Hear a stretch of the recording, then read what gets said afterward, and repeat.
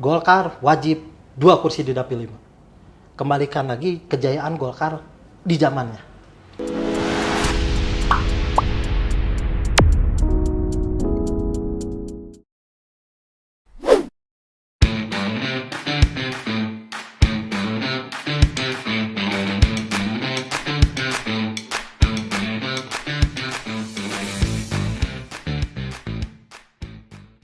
Assalamualaikum. Sampurasun. Saatnya gelar dikar. Oke ketua, untuk tema saat ini gelar dikar ini mau membahas apa nih kira-kira? Bahasan yang paling fenomenal saat ini ya nggak jauh dari tahun politik. Tahun politik ya? Ada pileg, ada pilpres, ada pilkada. Ya. Menyambut 2024 ya? Iya, 2024. Februari nanti. Sekarang yang lagi sekarang ini pileg dulu. Pileg dulu. Oke. Dimana sekarang ada apa? Generasi milenial. Gen Z ya? Ya, generasi muda gitu kan. Iya. Yang diharapkan bisa memberi warna pada dunia politik saat ini gitu kan. Oh, 2024 diharapkan generasi muda bisa mewarnai politik secara signifikan. Oh mantap kalau gitu. Berarti narasumbernya sudah ada nih kita sekarang ya? Insya Allah. Oke, kita panggil sekarang. Gelar dikar. Aduh, apa kabar? Alhamdulillah, Sehat? sehat. Kang Arya? Sehat? Alhamdulillah. Alhamdulillah. Mangga, calik. Aduh. Dari mana tadi Kang Arya sibuk? Alhamdulillah kegiatan aja Luar hari-hari. biasa ya, lagi mulai kampanye. Udah mulai. Udah mulai. Udah mulai dari Dari kemarin kapan? ya. Dari KPU bulan kemarin. Oh, sejak DCT ya? Iya, sejak DCT udah siap. Wah, luar biasa. Kalau boleh tahu nih backgroundnya Kang Arya ini dari apa nih? Dari Profil. Kalau profiling mah area backgroundnya berangkat dari pengusaha. Pengusaha. Ya. Dari pengusaha berarti dulu sebelum pengusaha berarti kuliah segala macam beres juga. Oh, udah. Wah, mantap kalau gitu. Alhamdulillah. Luar biasa. Nah, sekarang Kang Arya ini mencalonkan di dapil berapa? Maksudnya dari partai mana dulu? Kalau dari partai dan dapil, Arya kebetulan dipercaya maju jadi calon anggota DPRD Kabupaten Bandung dari Partai Golkar untuk Kabupaten Bandung 5. Nah, Partai Dapil Golkar. Kabupaten Bandung 5. Dapil Bandung 5. Itu wilayah kecamatannya wilayah mana aja? Nah, Dapil Bandung 5 itu meliputi Kecamatan Majalaya, Paseh, Ibun, Solokan Jeruk. Nah, oke, berarti ada lima kecamatan ya? 4. Empat kecamatan, oke. Kayak gitu. Profilnya. Kan kebetulan profil Yang belum lengkap generasi tadi ya? muda ini kan. Nah, generasi muda, oke. Usia gitu kan. Oke. Status. Oke, usia nih status nih. Boleh deh kita bahas kalau profil. Pertama-tama nama dulu lah ya. Oke. Nama lengkap Arya Padmadikara. Kalau dari status masih lajang. Masih lajang. Kalau bicara umur, kita bicara Pacar udah ada dong? adalah. Ah, Itu mah berarti- disimpan pribadi di rumah. Oh, disimpan. Disimpan itu masalah hubungan pribadi di rumah. Oke. Gitu ya. Ya, berarti kalau untuk nikah mah nanti gampang itu mah urusannya Iyalah, ya. gampang. Sekarang mah yang penting prinsipnya karya kekaryaan dulu. Wah, luar biasa. Usia masih muda, 25 maju ke 26. Kalau bicara generasi muda, generasi milenial dan Gen Z, insya Allah lah salah satu representatifnya. Kalau bicara banyak yang ngaku generasi muda, nah ini generasi muda beneran. Iya. Lajang. Lajang, Pituin. Dari partai mana kalau boleh tahu? Di Partai Golkar, Dari Partai Golkar. Dapil? Dapil Kabupaten Bandung 5. Dapil Kabupaten Bandung 5. Oke. Kalau boleh tahu nih Kang Arya nih, kan kira-kira Gen Z ini banyak sekali yang anti politik, mohon maaf ya. Nah, tapi saya ini agak terkesima nih lihat Kang Arya ini kok mau dari Gen Z ini terjun ke dunia politik. Apa sih yang membuat Kang Arya ini terdorong dan tertarik untuk masuk ke dunia politik? Jadi pertama-tama gini, Arya itu kan berangkat dari pengusaha ya kita bicara. Ya. Kalau bicara pengusaha tuh ya alhamdulillah lah. Arya ada beberapa kan rekan dan karyawan juga. Ngerasanya, syukur alhamdulillah nih Arya bisa bermanfaat untuk banyak orang, gak cuma untuk diri pribadi. Ya. Bisa menghasilkan manfaatnya. Ya. Setelah itu banyak ngobrol dekat dengan karyawan apa segala macam. Ternyata bermanfaat untuk orang lain tuh menimbulkan rasa kebahagiaan. Ya, luar Bagi biasa. diri pribadi tuh ada kepuasan pribadi. Ya. Melihat orang yang kita karyakan bahagia, kita pun ikut bahagia. Betul. Gitu kan. Manusia yang baik adalah manusia yang bermanfaat untuk manusia yang lainnya. Ya. Kira-kira begitu. Itu kan prinsipnya. Ya, seperti betul. itu. Jadi kalau bicara mau maju terjun ke politik ya dari keluarga juga backgroundnya memang dekat dulu sama Golkar. Ya. Terus juga Arya ketemu mentor politik, Ya, Mang Ali dari Golkar. Ya. Lanjut juga Arya Mang Ali Hasan. Senior itu mah. Gagaden ya. Iya. Legend. Legend kota Bandung, kota Cimahi. Bahkan legend Jawa Barat kalau Mang Ali Hasan itu gitu bicaranya. Pasti.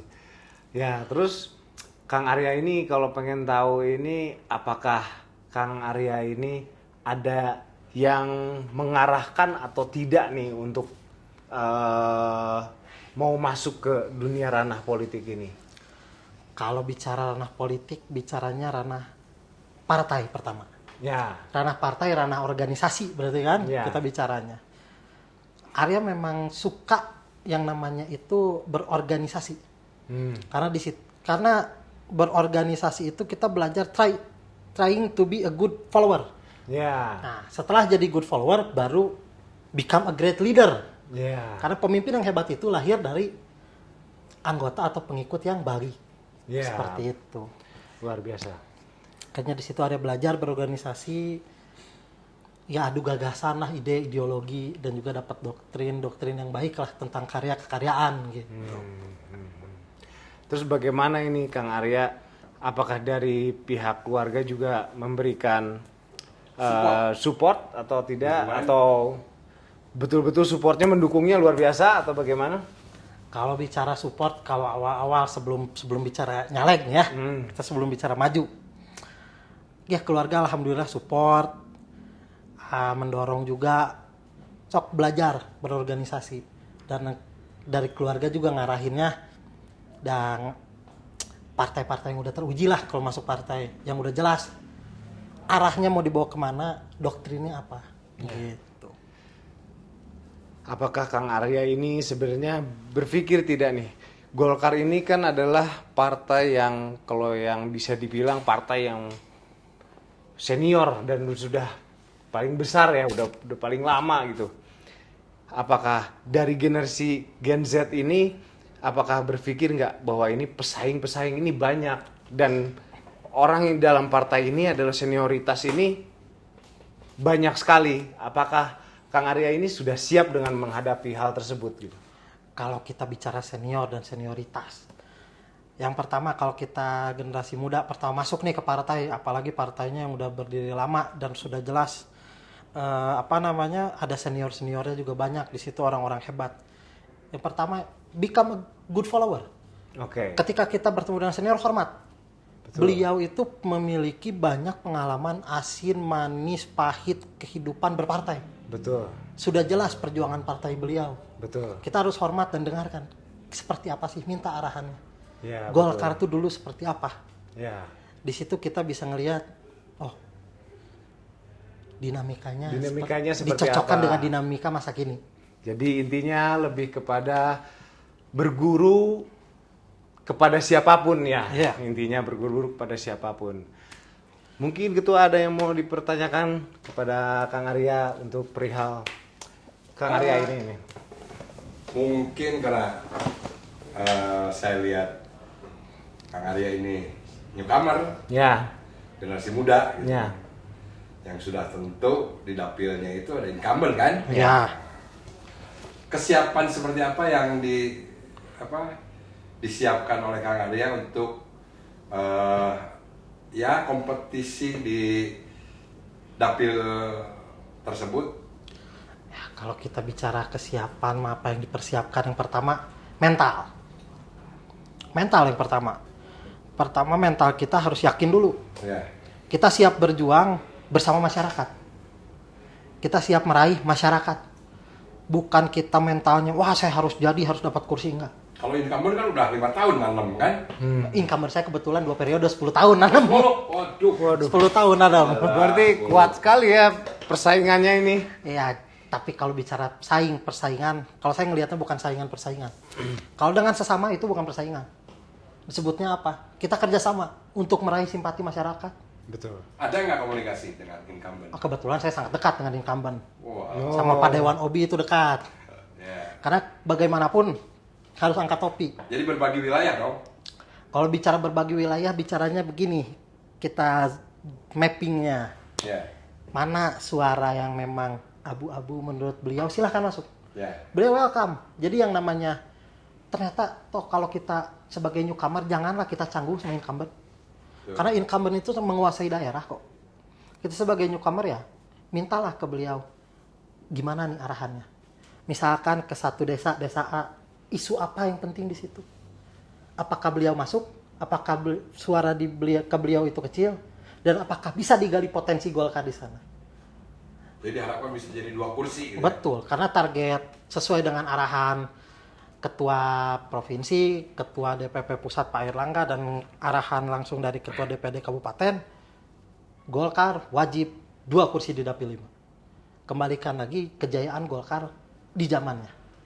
Karena dulu Golkar kalau bicara sejarah Dapil 5, itu tidak pernah kurang dari 2 kursi.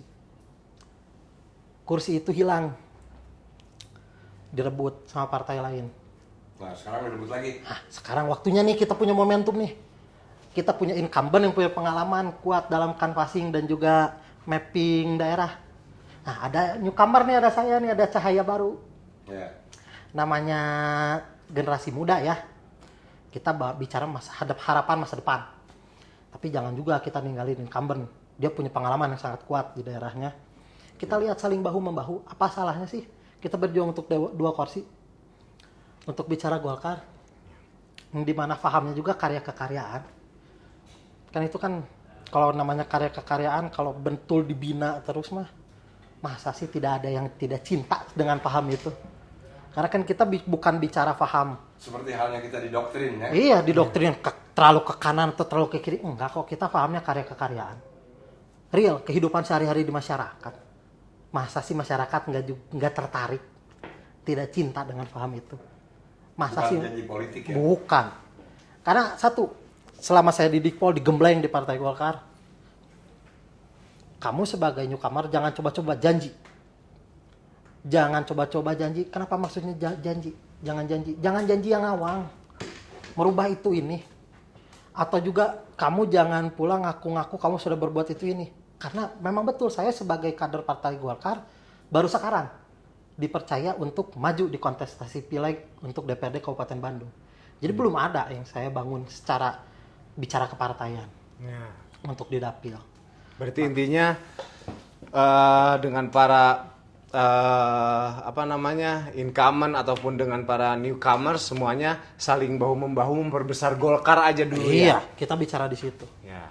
Karena kalau sekarang dari 7 calon saling kasar sama saling sikut, wah ngerasa saya pengen, gimana mau besar Golkar?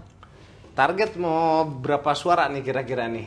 Target sepakat sama incumbent sama Dewan Obi. Pak Dewan, minimal saya 15, Pak Dewan harus 20. 20.000 suara. Kita rebut yang namanya kemarin suara Sunlight. Kemarin itu Golkar hampir 2 kursi. Kurang 4.000 lagi suara. Tapi kalau sampai 4.000 suara itu kita raih sekarang, atau bahkan minimal 60.000 suara total satu dapil dari semua calon, masa sih nggak bisa naikin 2 kursi? Tapi kan tidak murah, tidak apa istilahnya? Tidak mudah. Tidak mudah juga. Nah, makanya dari itu saya mau tanya nih, kira-kira untuk meraih si kursi yang seperti tadi dibicarakan dan untuk menambah suara, meraih suara sebegitu banyaknya, dengan cara apa sih kalau saya boleh tahu Kang Arya ini untuk meraih mereka ini? Kalau kita bicara meraih suara ya, cari simpati. Simpati masyarakat. Pertama simpati, kedua kepercayaan. Kalau dia udah simpati dan udah percaya sama kita, yakin dia pun akan mencari nama kita dan mencoblos nama kita. Itu kuncinya. Dekat dengan masyarakat dulu. Raih simpatinya, raih kepercayaannya. Bagaimana? Yang pertama, kalau modal caleg itu apa sih? Apalagi newcomer, jangan bohong. Jangan bohong kalau caleg itu. Kenapa bilang jangan Banyak bohong? janji biasanya ya. Iya, jangan. Nanti ini gitu kan. Jangan. Kalau saya, ini bicara saya kan bawa motonya Baraya Golkar siap berjuang bersama masyarakat. Ya. Kenapa disebut Baraya Golkar siap berjuang bersama masyarakat? Ya karena itu janjinya. Janji saya paling berjuang bersama masyarakat, dekat dengan masyarakat. Saya mau ngejanjiin apa sebagai caleg? Tidak ada yang bisa saya janjikan. Semuanya terjadi apabila ada kehendak Allah, kehendak masyarakat. Nah dari situ baru tagih janji saya. Mana yang katanya Baraya Golkar mau berjuang bersama masyarakat? Nah, berarti janji saya apa? Dekat dengan masyarakat. Menjuangkan aspirasi. Karena kan sesuai lah. Jadi calon dewan tuh harus paham dulu sebelumnya tuh. Apa tugas pokok fungsi dewan. Kalau udah paham itu mah saya yakin nggak akan ada caleg yang berani janji A, I, U, E, O. Nggak akan. Oh, oke. Paham dulu. Jadi kalau ada caleg yang kesana kesini mah mungkin nggak tahu ya kita di pendidikan politik di partainya seperti apa. Yeah. Kalau di partai saya, di partai kita, di partai Golkar itu dikasih paham. Oke. Apa itu tupoksi dewan? Oke, berarti saya ini mau bertanya nih, kalau misalkan pendekatan yang tadi dibicarakan oleh Kang Arya, pendekatan yang seperti apa sih kepada masyarakat supaya bisa meraih suaranya Kang Arya? Pendekatannya saya mempertegas lagi nih, ngorek lagi seperti tadi. Sebenarnya saya pengen tahu secara detail sebenarnya. Aduh, kali ini harus sambil ngerokok nggak apa-apa ya? Nah, agak panik apa ya? Ya kalau gitu ngerokok ya kita ngerokok juga dong kalau gitu. Ngerokok aja, kita santai. Ketua harus ngerokok juga, santai. Jadi kalau kita bicara meraih simpati masyarakat, dekat dengan masyarakat tuh, sekarang masyarakat memang kan banyak yang apatis, melihatnya tuh kasarnya melihat, calon dewan gitu-gitu aja. Padahal yang didambakan sama masyarakat apa? Bukan cuma tim yang gerilya di bawah, tapi dewannya pun harus turun. Seperti alhamdulillah saya di Dapil sudah 20 desa yang saya kunjungi. Itu saya datang langsung berdialog dengan masyarakat. Semuanya Dapil ada berapa puluh desa? 42 desa. Saya turun. Berarti udah setengahnya ya? Udah setengahnya. Itu juga sepengarahan Pak Dewan. Kata Pak Dewan, sentuh Kang Arya, daerah sini. Jadi jangan sampai ada silih tindih. Ya. Jangan ada silih tindih. Kita bicara untuk membesarkan Golkar. Saya masuk, saya kasih pemaparan, kita saling kenal. Dan rata-rata masyarakat kaget. Kenapa ini mah calon dewan teh nggak banyak janji itu ini ya? Biasanya janji dewan mah kan calon dewan teh biasanya janjinya apa? Saya jadi A, saya jadi B. Kata saya teh, Pak, Bu, Akang, Teteh, punten. Bawa sembako nggak itu? Saya mah judulnya lah sana sembako. Atau amplop mungkin? Sana saya mah apa cik nuji tu mah amun di daerah mah urang ngaliwat urang ngobrol, jangan ada jarak di antara kita. Kalau masyarakat kieu ku duit, kieu ku sembako, aduh mau sampai kapan? Dan masyarakat pun banyak lah kasarnya yang udah jenuh dengan pola itu.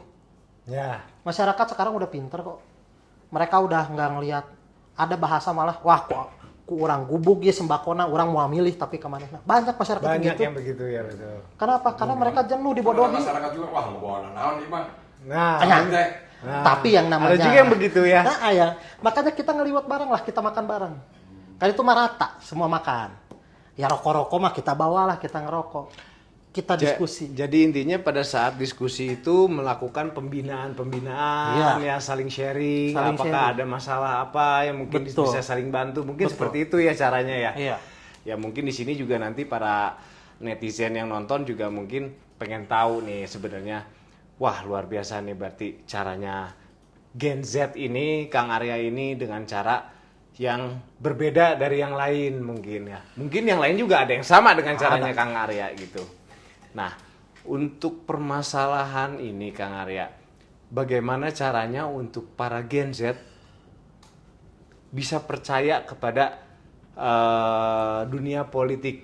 Nah, supaya banyak nih yang saya dengar-dengar sih, mohon maaf ya, saya nggak langsung ngomong bahwa itu dari saya, tapi ini saya dengar-dengar karena ini dari isu dari orang lain gitu. Jadi kenapa sih si Gen Z ini sebenarnya kurang respect kepada politik? Nah, apakah ini Kang Arya ini akan bisa menjadi contoh untuk para Gen Z yang lain supaya tidak terlalu antipati kepada politik? Nah, kalau misalkan bisa, bagaimanakah caranya gitu loh? Nah, kalau kita bicara Gen Z atau milenial yang antipati sama politik, itu sebetulnya stigma itu terbangun karena oknum. Ya. Tapi kan itu hanya segelintir. Sekarang kalau kita bicara dari 500 anggota DPR RI, berapa yang seperti itunya? Yang jadi oknum, karena yang segelintir. Tapi kan itu citranya jadi buruk. Maka sebetulnya kalau Gen Z yang betul-betul objektif melihatnya, oh orang ini nggak benar. Kalau dia merasa dia punya dorongan untuk berbakti ke masyarakat, langsung turun ke masyarakat untuk perbaiki minimal mah hidup masyarakat yang dekat dengan dia. Terjun ke politik, karena keputusan politik itu mengenai keputusan hidup orang banyak. Kalau dia tidak ikut, dia tidak mengerti bagaimana dia bisa menjudge bahwa politik itu buruk.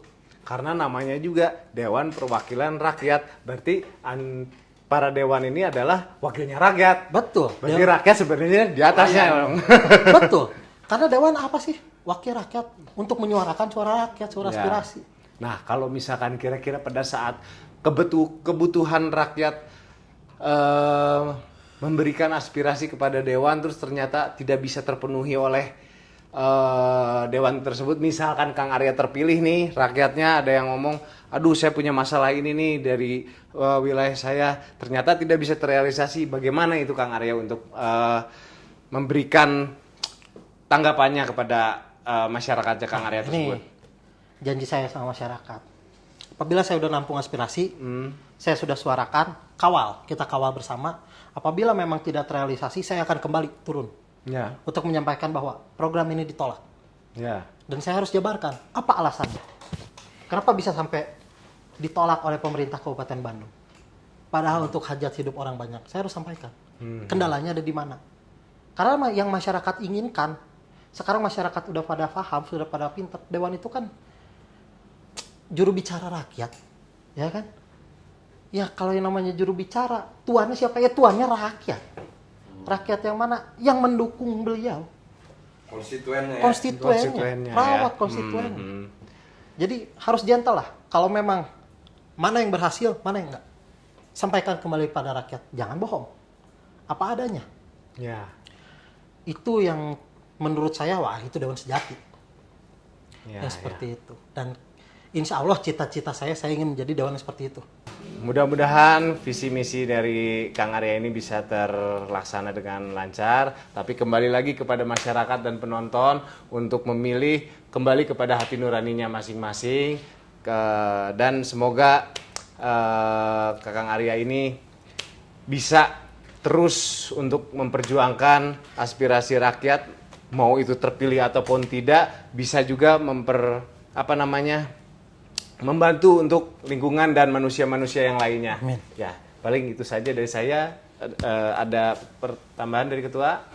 Cukup. Billahi taufiq wal hidayah. Wassalamualaikum warahmatullahi wabarakatuh. Oke.